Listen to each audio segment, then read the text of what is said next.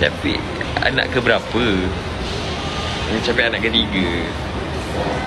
Tapi Syafiq rasa Syafiq lebih tertarik dengan anak ke nombor 2.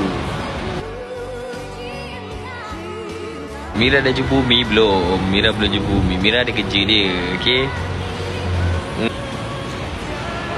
Describe Mira dalam 3 perkataan. 3 perkataan Saya sambungkan perkataan tu. Bakal isteri saya.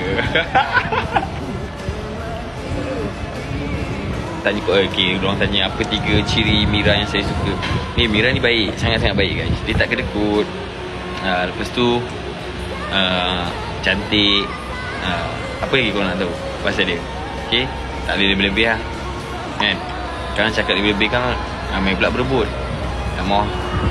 Biar saya lah tahu kebaikan dia apa.